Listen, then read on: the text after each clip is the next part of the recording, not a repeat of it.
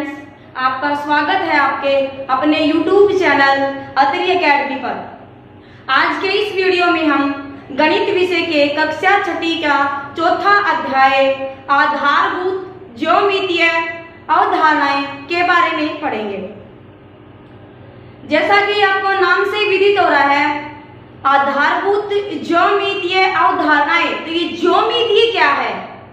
ठीक है, सबसे पहले तो इसके नाम में है जो ज्यामितीय, इस शब्द के बारे में पढ़ेंगे कि ये क्या शब्द है। ठीक है, तो चलो मिलकर शुरू करते हैं।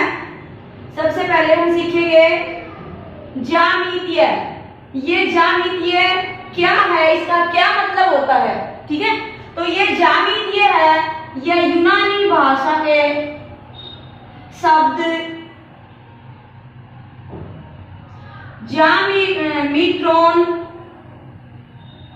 ज्यामिट्रॉन से बना है। ज्यामिट्रॉन मीन्स जियो प्लस मीट्रॉन। जिया मतलब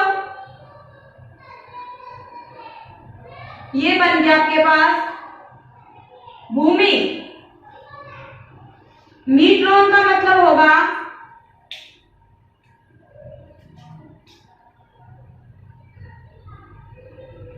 यहां मीट्रॉन का अर्थ है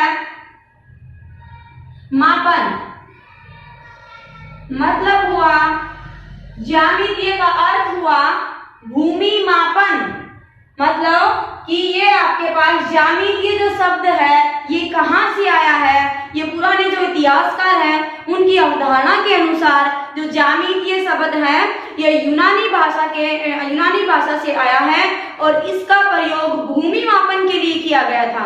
अब आपके पास माइंड में ये आएगा कि भूमि मापन के लिए किया गया था, तो भूमि मापन में तो हम एकड़ या फिर मरला या फिर इंच, गज इस तरह के वर्ड्स यूज करते हैं। तो क्या ये है ज्यामितीय? नहीं, ये जो एकड़ गज जो ये वाले मापन है ये हम इसमें करेंगे जहाँ पे भूमि है जो खुली है, जैसे हमारा खेत वगैरह है।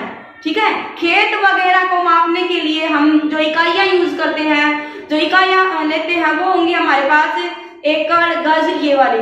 और जो आपके पास ज्योमेट्रॉन है यानी कि ज्यामिति है, ये हमारे पास वास्तुकला, शिल्प कला में, ठीक है, इस तरह से जो भवन निर्माण कला जिसको हम बोल सकते हैं, किसके लिए ये हुआ है? भवन निर्माण कला में। फिर जैसे पुल वगैरह का निर्माण करना होता है या फिर रोड वगैरह, जो इंजीनियर है, इंजीनियर इसका ज्यादा यूज करते हैं कि जहाँ पे हमें कोई पुल वगैरह बनाना हो। ठीक है, या फिर जैसे आपके पास भवन बनाना है तो किसने इस पे कोण पे कितना क्या बनाए, कितना मापन ले, इस तरह की चीजों में क्या होता है? हमारे पास ज्यामिति शब्द का प्रयोग होता है। ठीक है, और ज्यामिति का जो अवधारणाएं हैं इनका प्रयोग होता है। अब इसके बाद है हमारे पास सबसे पहले जो ज्यामितीय के बारे में पढ़ेंगे, तो ज्यामितीय अवधारणाएं क्या क्या है, इसके अंतर्गत क्या क्या आएगा हमारे पास। तो सबसे पहले है बिंदु। ज्यामितीय में सबसे पहले क्या आएगा? बिंदु। कि बिंदु पढ़ा होगा आपने। बिंदु क्या है? बिंदु क्या है? बिंदु है आपके पास, हमने पेंसिल ली और उससे पेज पे, पेपर पे, ब्लैक बोर्ड पे ऐसे ये डॉट लगा दिया। ठीक है, नुकीली चीज से ऐसे रख दिया, तो इसको हम क्या बोलेंगे? ये हमारे पास बन गया बिंदु। क्या बन गया? ये बिंदु। बिंदु का प्रयोग कहाँ होता है? बिंदु का प्रयोग अवस्थिति को बताने के लिए होता है। मतलब कि मैं कहूं इस ब्लैक बोर्ड पे अवधारणाएं कहाँ लिखा हुआ है, हम लिखेंगे यहाँ। तो हमने क्या लिया? यहाँ पे लिया बिंदु। कि हमने जो आपके पास कहेंगे कि अवस्थिति, जो चीज जहां पे है उस अवस्थिति को बताने के लिए क्या हमने प्रयोग किया? हमने बिंदु। तो जैसे ये किरण कहाँ लिखा हुआ है तो हम कहेंगे यहाँ, तो यहाँ किसका प्रयोग किया? हमने बिंदु का। दूसरी हमारे पास रेखा। रेखा, रेखाखंड और किरण, ये तीनों है आपके पास। ये क्या होंगे? सबसे पहले हम पढ़ेंगे रेखा। रेखा क्या है? रेखा एक सीधी लाइन को बोलते हैं। जैसे मैंने ये बोल दिया, ये आपके पास रेखा, ये रेखा कब होगी? सीधी लाइन, जैसे आपके पास पेंसिल है तो ये सीधी है, मैंने ये सीधी रेखा खींच दी। अब जिस रेखा को हम दोनों तरफ, दाएं तरफ भी और बाएं तरफ भी अनंत तक बढ़ा सकते हैं, तो वो क्या होगी आपके पास? रेखा। क्या बन गई? रेखा। जैसे मैंने ये खींची तो इधर भी यहाँ पे मैंने क्या लगा दिया? तीर का निशान लगाया, इधर भी तीर का निशान। तीर का निशान लगाने का मतलब है हम इसको और भी आगे बढ़ा सकते हैं। और कहां तक बढ़ा सकते हैं? अनंत तक जो चलती रहती है। तो वो किसका उदाहरण आ जाएगा आपके पास? रेखा का। ठीक है। अब रेखा के बाद दूसरा है रेखाखंड। रेखाखंड नाम से ही पता लग रहा है, रेखाखंड क्या होगा? रेखा प्लस में खंड, रेखा प्लस में खंड। रेखा खंड मतलब टुकड़ा, रेखा का टुकड़ा। रेखाखंड क्या बन गया? रेखा का टुकड़ा। ये मैंने इस रेखा का, मान लिया मेरे पास रेखा है ये L, इस रेखा का मैंने एक टुकड़ा लिया और उस पे ले लिया एक बिंदु A ले लिया और दूसरा बिंदु B ले लिया। तो ये जो AB है, AB क्या होगा? रेखाखंड। L क्या है आपके पास? रेखा है। और AB क्या है आपके पास? रेखाखंड है। अब तीसरे नंबर पे है किरण। तीसरे नंबर पे क्या है? किरण। किरण क्या होती है? किरण एक तरह की रेखा ही होती है। किरण क्या होती है? एक तरह की रेखा होती है, लेकिन जिसका जो शुरुआती बिंदु है वो हमें पता होता है और उसका अंतिम बिंदु हमें पता नहीं होता। मतलब ये हुआ कि ये किरण है, ये क्या होगी? एक तरफ चलती रहेगी। किरण क्या होगी? एक तरफ चलती रहेगी। तो वो क्या बन गया आपके पास? किरण। अब आपके पास आपको ये क्या पता लगेगा? रेखा है, रेखाखंड है या किरण है। मैंने ले लिया यहाँ पे, ये ले लिया बिंदु O और ये बिंदु ले लिया B। तो मैंने लिखा रेखा ले ली, ये भी AB है। रेखाखंड है, मैंने इसको AB ले लिया और किरण है, ये OB है। तो इनमें कुछ तो हमें पता लगना चाहिए कि ये रेखा है, रेखाखंड है या फिर किरण है। तो रेखा है, ये दोनों तरफ चलती रहेगी और अनंत तक चलेगी। जैसे कि हमारे पास जो ये रोडवेज के रोड्स होते हैं, ये किसका उदाहरण है? रेखा का उदाहरण है। तो रेखा में हमारे पास ऊपर ये चिन्ह आएगा और रेखा के ऊपर दोनों तरफ से तीर के निशान होंगे। अगर ऐसा लिखा हुआ मिल जाए आपके पास, ये AB, इसके ऊपर ऐसे दोनों तरफ तीर के निशान है, ये समझ जाना AB क्या है आपके पास? रेखा है। AB क्या आपके पास? रेखा है। रेखा का मतलब है जो दोनों तरफ चलती रहे, अनंत तक जो चलती रहेगी, वो क्या होगी? रेखा। तो रेखा को जब लिखेंगे तो AB, इसके जो बिंदु है हमने वो बिंदु लिखे और इस बिंदु के ऊपर जो ऐसा चिन्ह है तो वो बन गया रेखा। फिर है रेखाखंड। रेखाखंड क्या होता है? जिसका शुरुआत बिंदु भी हमें पता हो और जिसका अंतिम बिंदु भी हमें पता हो, तो वो क्या होता है? रेखाखंड। पूरी रेखा ली मैंने L, इसके 2 पॉइंट इतना हिस्सा लिया, वो क्या बन गया? रेखाखंड। रेखाखंड का हमें शुरुआती बिंदु और अंतिम बिंदु दोनों पता होते हैं, तो वो क्या बन गया? रेखाखंड। तो रेखाखंड को हम कैसे लेंगे कि ये हमारा रेखाखंड है? तो इसमें हम क्या लेंगे? ऐसे। इसमें दोनों तरफ क्या हमें पता है कि ये यहाँ से शुरू हो रही है और यहाँ पे खत्म हो रही है, तो इसमें किसी तरफ भी तीर का निशान नहीं आएगा। दोनों तरफ क्या है? ये डॉट है, क्या कहते हो कि दोनों तरफ बिंदु है। ये बन गया आपके पास रेखाखंड। फिर है किरण। किरण क्या हो, कैसे लिखेंगे? किरण का मैंने भी बताया था, जिसका शुरुआती बिंदु हमें पता होता है लेकिन जो अंतिम बिंदु है उसका हमें पता नहीं होता। जो एक बार यहाँ से शुरू या नहीं, ये पता यहाँ से शुरू हो गई लेकिन ये खत्म कहाँ पे होगी हमें ये नहीं पता होता, ये अनंत तक चलती रहती है। तो जब इसका लिखेंगे तो कैसे लिखेंगे? शुरुआती बिंदु ये रहा और अंतिम बिंदु चलता रहेगा, तो एक तरफ क्या आएगा? तीर का निशान, कि एक और से शुरू हुई है और B से B की तरफ चलती रहेगी, तो ये क्या बन गया आपके पास? किरण। तो ये रेखा का उदाहरण मैंने बताया आपको, जैसे रोडवेज में ये रोड है, ये रेखा का उदाहरण है। इसके बाद आपके पास आएगा रेखाखंड। रेखाखंड क्या है? इसी रोड में मैंने कह दिया कि आप किसी भी जगह से ले लो, महेंद्रगढ़ से लेके भिवानी तक का जो रोड है ये क्या आ गया, रेखाखंड आ गया। हमें इसका पता है कि जो आपके पास शुरू कहाँ से हुआ, महेंद्रगढ़ से, और अंतिम बिंदु कहाँ पे है, भिवानी। तो हमें पता लग गया कि यहाँ से शुरू होना और यहाँ पे खत्म होना है। तो इस तरह की जो रेखा होगी उसको हम बोलेंगे रेखाखंड, जिसका अंतिम बिंदु भी और शुरुआती बिंदु दोनों हमें पता होते हैं। फिर आगे किरण। अब किरण का उदाहरण ले तो जैसे आपके पास टॉर्च है, ये आपके पास बन गई टॉर्च।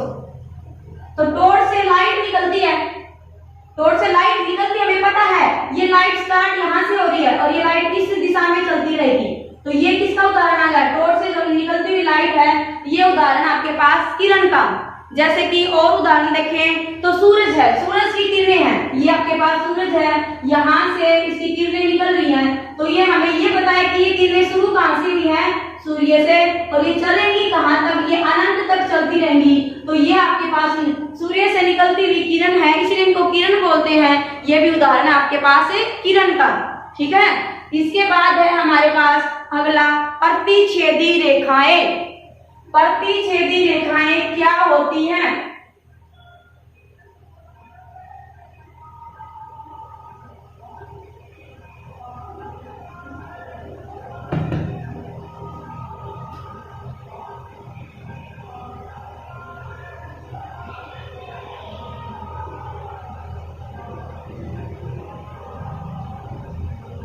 प्रतिच्छेदी रेखाएं, प्रतिच्छेद मतलब काटना, रेखाएं, जो रेखाएं हैं वो एक दूसरी को काटे, वो होती है प्रतिच्छेदी रेखाएं। रेखाएं मतलब एक से ज्यादा है, एक से ज्यादा तो क्या करेंगे, एक दूसरी को काटेंगे। जैसे मैंने एक रेखा ले ली आपके पास, ये है एल रेखा, और दूसरी मैंने रेखा ले ली और ये आपके पास है एम रेखा। तो ये दोनों एक दूसरी को कहाँ पे काट रही है, पी पे। जो दो रेखाएं, दो या दो से अधिक भी हो सकती हैं, जैसे मैंने एक ले ली ये वाली, इसको मैंने क्यू ले लिया। तो जब दो या दो से अधिक रेखाएं एक दूसरी को काटें, उन रेखाओं को क्या कहते हैं हम, प्रतिच्छेदी रेखाएं। या दूसरे शब्दों में हम बोलेंगे कि एक दूसरे को काटने वाली रेखाओं को हम प्रतिच्छेदी रेखाएं बोलते हैं। जो रेखाएं एक दूसरे को काटे, चाहे वो किसी भी बिंदु पे काटे। अब ऐसा नहीं है कि इसी तरह से प्रतिच्छेदी रेखाएं होंगी, मैंने ये ले ली, एक यहाँ से काट रही है, एक यहाँ से काट रही है, ये मैंने एल रेखा ले ली, ये मैंने एम ले ली, और ये होगी पी रेखा। तो यहाँ से क्या हो जाएगा, एल और पी रेखाएं काट रही है ओ बिंदु पे, और एम और पी रेखाएं आपके काट रही है क्यू बिंदु पे। तो एल और पी और एम और पी क्या है, प्रतिच्छेदी रेखाएं हैं। अब इससे अगला है हमारे पास समानांतर रेखाएं। समानांतर रेखाएं क्या होती हैं?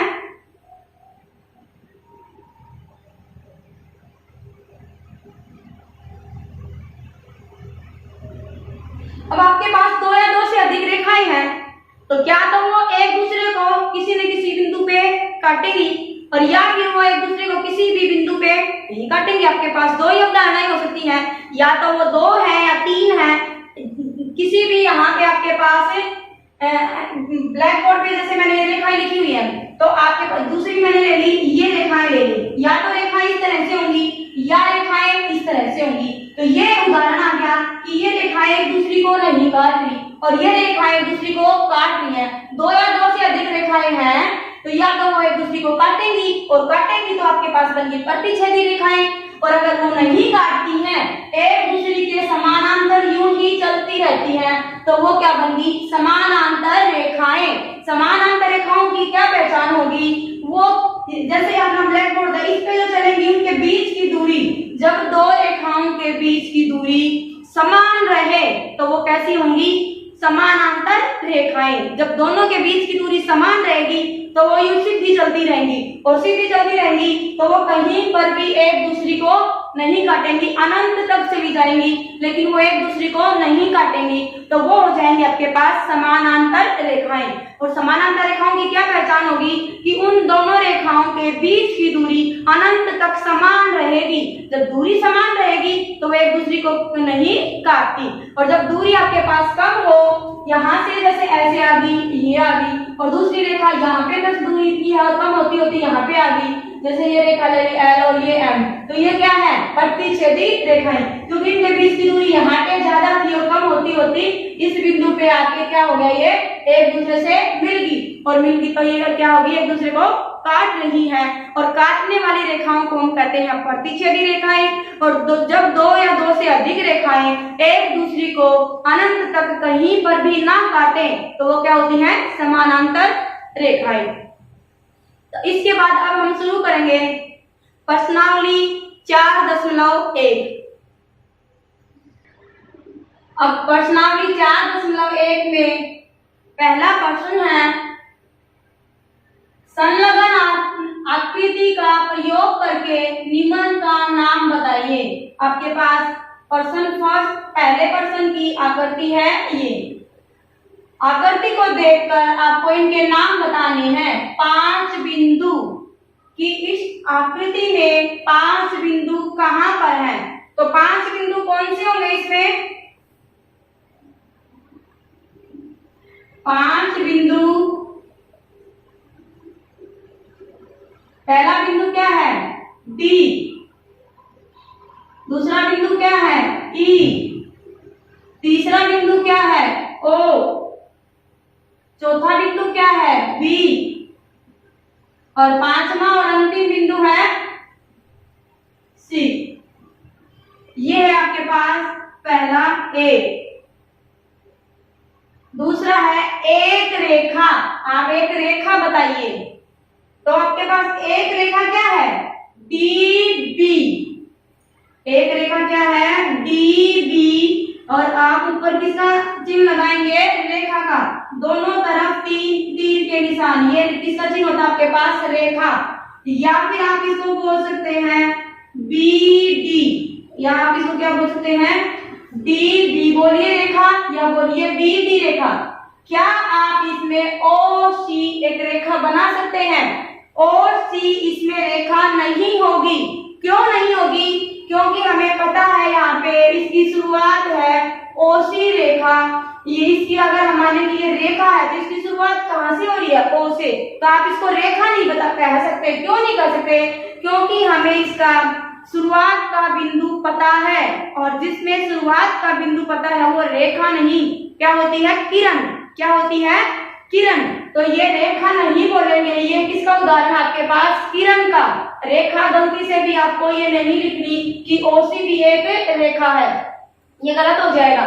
इसके बाद है 4 किरणें। भाग C है आपके पास। 4 किरणें बताइए। यहां से 4 किरणें लें तो पहली किरण है OC, दूसरी किरण है OB, तीसरी किरण है OE, चौथी किरण है OD। ये 4 किरण पूछी थी, मतलब यहां से हमें O का शुरुआती बिंदु पता है। O से जाने वाली जितनी भी किरणें हैं वो सारी किरण के उदाहरण हो जाएंगे। यहाँ O से एक बिंदु जा रहा है C, दूसरा बिंदु है B, यहाँ O से तीसरा है E और चौथा है OD। तो ये क्या है? किरण का उदाहरण होगा। D भाग आपके पास 5 रेखाखंड। रेखाखंड मतलब जिसके शुरुआती बिंदु भी हमें पता हो और जिसके अंतिम बिंदु भी हमें पता हो, तो वो क्या बनेंगे? रेखाखंड। ये D भाग है आपके पास रेखाखंड। और रेखाखंड आपको कितने बताने हैं? 5 रेखाखंड। DE क्या है? रेखाखंड है आपके पास। EO क्या है? रेखाखंड है। यहाँ से OB क्या है? रेखाखंड है। OC क्या है? रेखाखंड। तो हम लिखते हैं यहाँ से DE और यहाँ पे किसी भी तरफ तीर का निशान नहीं होगा। क्यों? क्योंकि इसने पूछा है रेखाखंड। रेखाखंड में तीर का निशान नहीं होता, इसके हमें दोनों छोर पता होता है। तो यहाँ से बनेगा DE, अगला बनेगा EO, इससे अगला है OB, OC और आप बना सकते हो DO, DB। 6 बन गए। कितने पूछे थे? 5। आप इसी तरह से और भी बना सकते हैं। डी ई की बजाय आप क्या लिख सकते हो, ई डी। ओ ई ओ की जगह ओ ई भी लिख सकते हो, ओ बी की जगह पे बी ओ भी लिख सकते हो, ओ सी की जगह पे सी ओ भी लिख सकते हो, डी ओ की जगह पे ओ डी और डी बी की जगह पे बी डी भी लिख सकते हो। तो ये है आपके पास पहला सवाल। दूसरा सवाल है संलग्न आकृति में ये जो आकृति है ये क्वेश्चन नंबर 2 की है। इसमें दी गई रेखा के सभी संभव प्रकारों के नाम लिखिए, कि इसमें कितनी रेखाएं दी गई हैं उनके नाम लिखने हैं। आप इन 4 बिंदुओं में से किसी एक का प्रयोग कर सकते हैं। इन 4 में से किसी एक का प्रयोग करके लिखिए।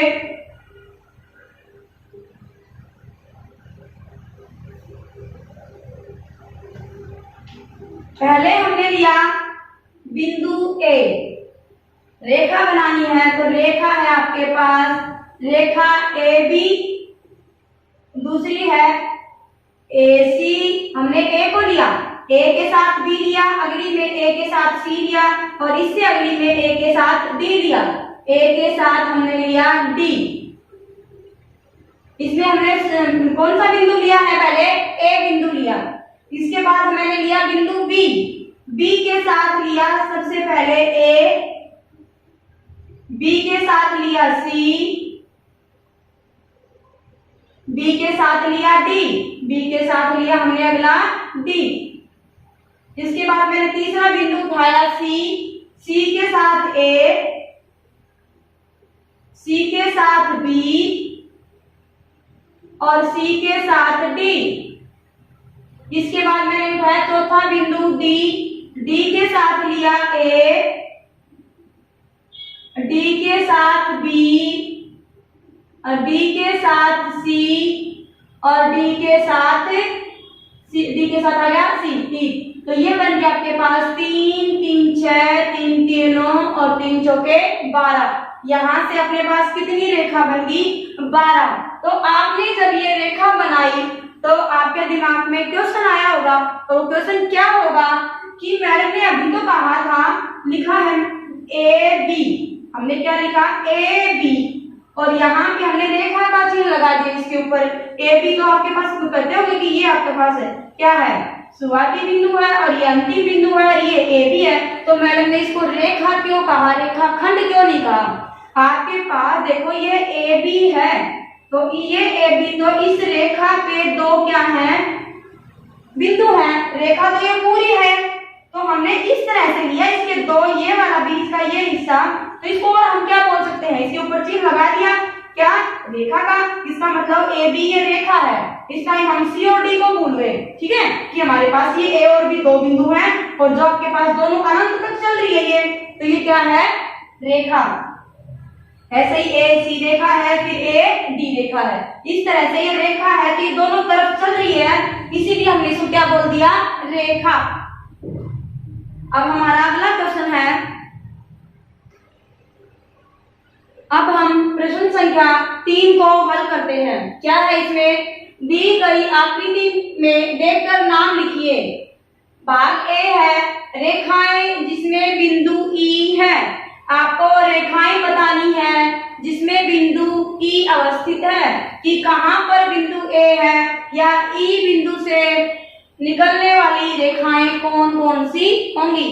तो कौन सी, यहाँ से ई बिंदु यहाँ है, ई से एक रेखा निकलती है, पहली रेखा होगी ई एफ, और क्या हो सकती है ई डी, तीसरी बनेगी ई बी और अगली बनेगी ई ए, और भी रेखाएं हो सकती हैं, क्या बनेगी ई ए, बी ई, डी ई और एफ ई।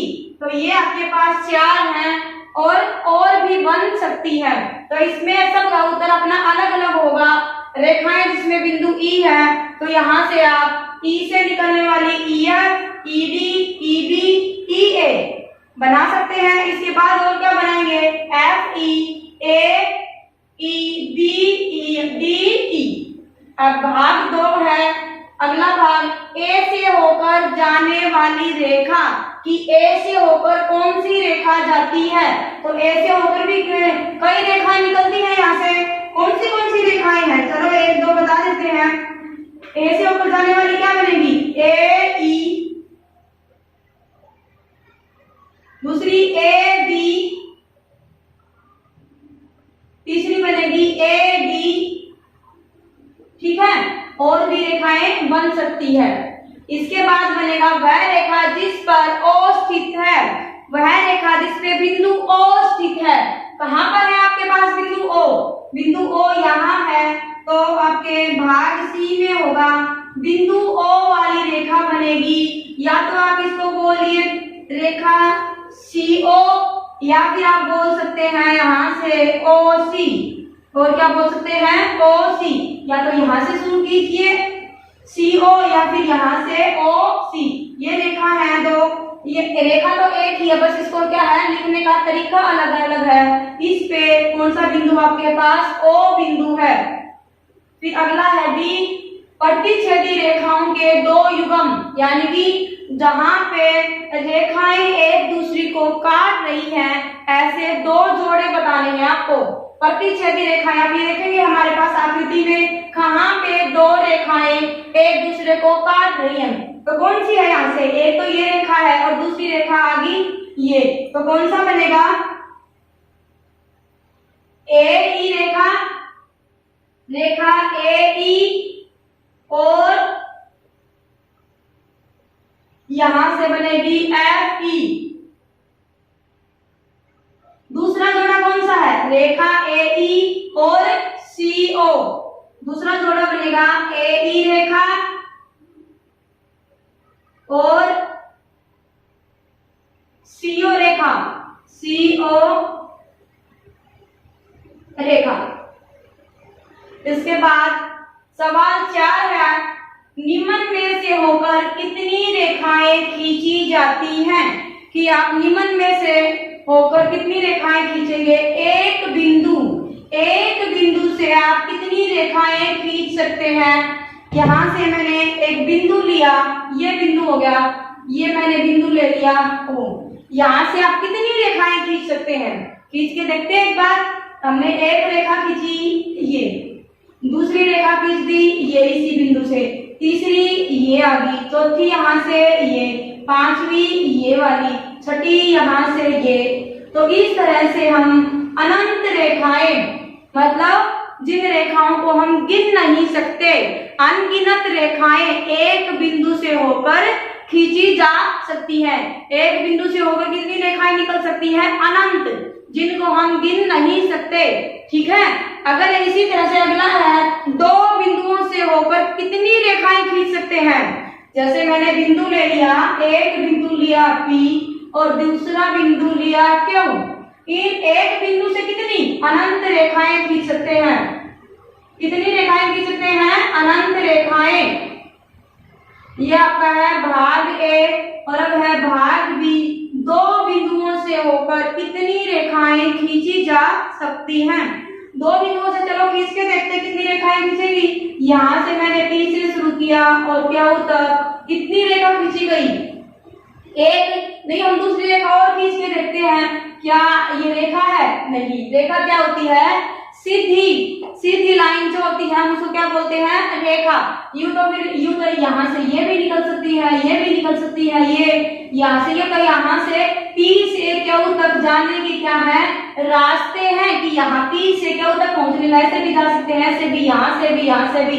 लेकिन जो सबसे कम दूरी होगी और जो सीधी होगी वो होगी रेखा। तो आप दो बिंदुओं से कितनी रेखाएं खींच सकते हैं, दो बिंदुओं से सिर्फ सीधी एक ही रेखा खींचेगी।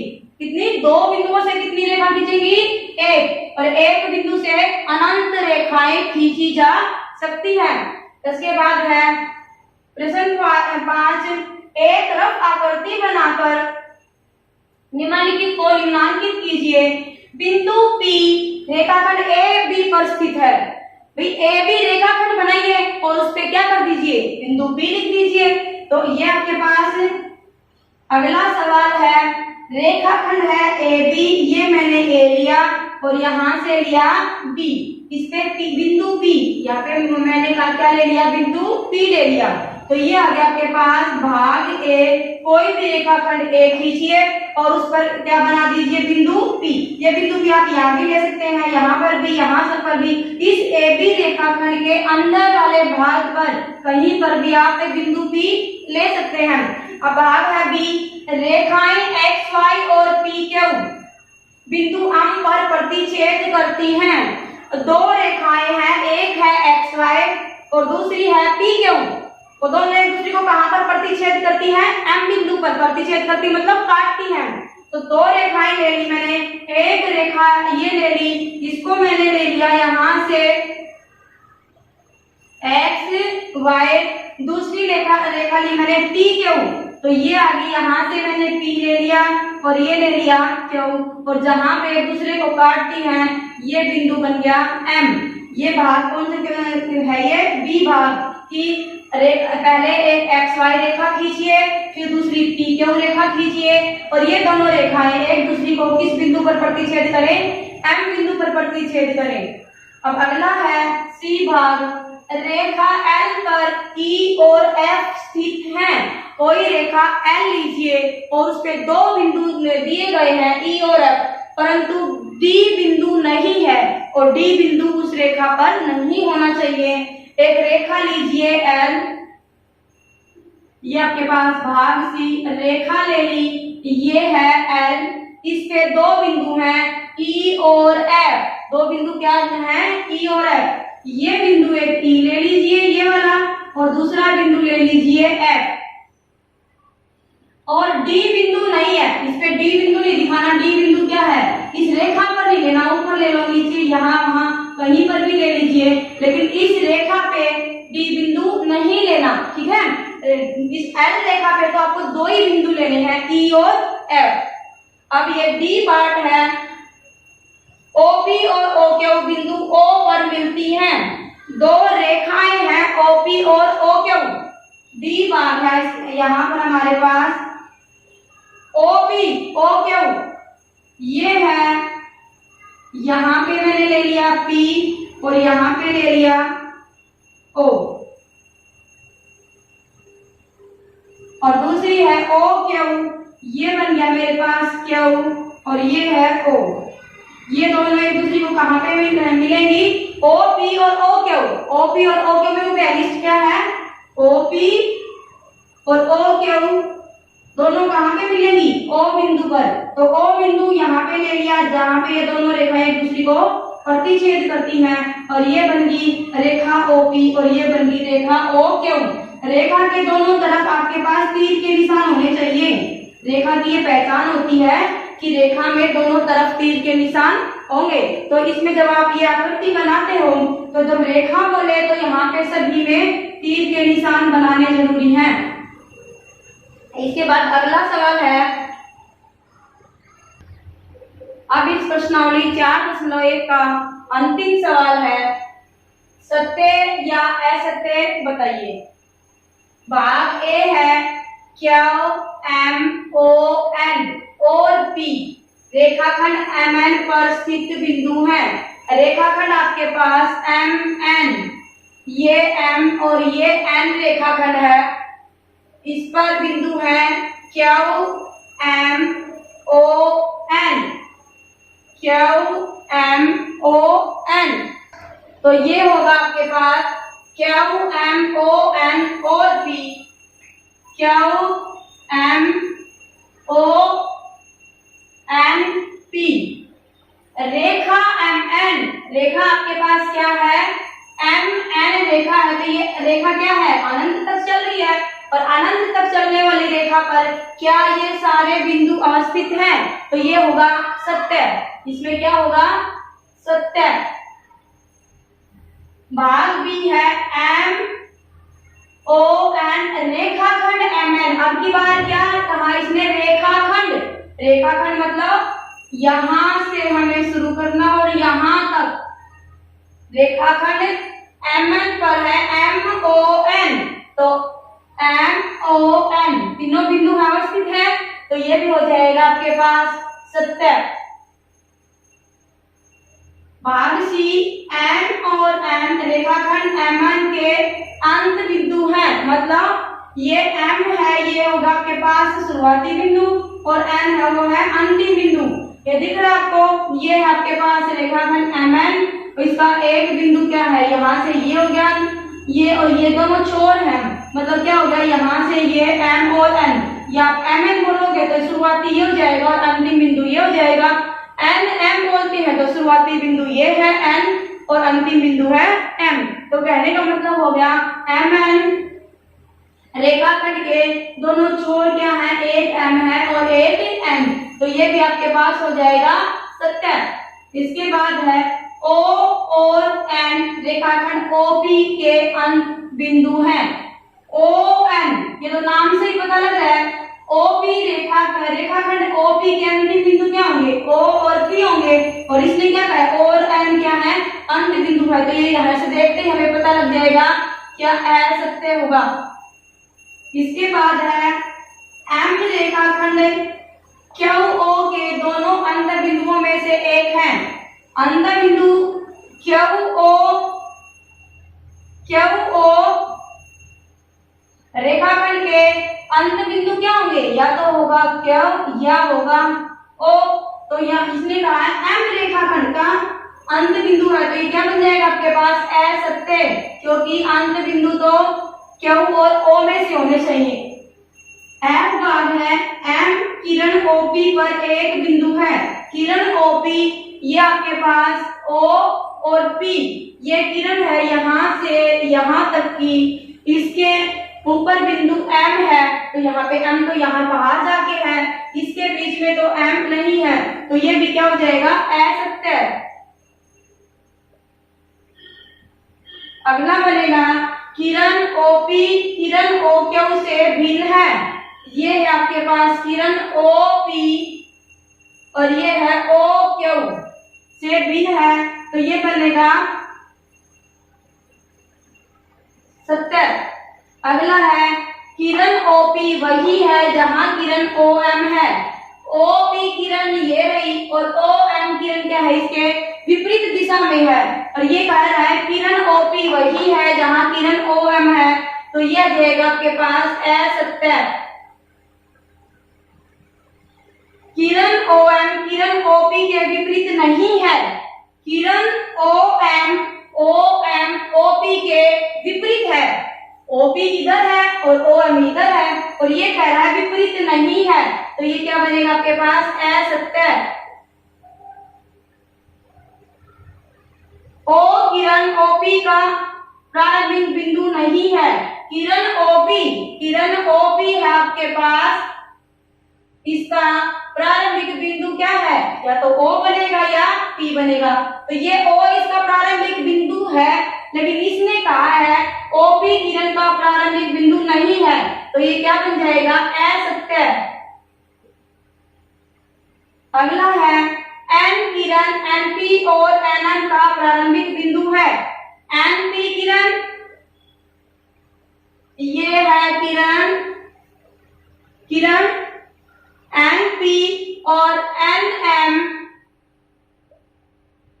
के प्रारंभिक बिंदु क्या है, दोनों में एन है, दिख रहा है यहाँ से एन पी और एन एम, इनका प्रारंभिक बिंदु क्या बनेगा, एन बनेगा, और ये कह रहा है कि एन एन पी और एन एन एम किरण का प्रारंभिक बिंदु है, तो क्या बन जाएगा 70।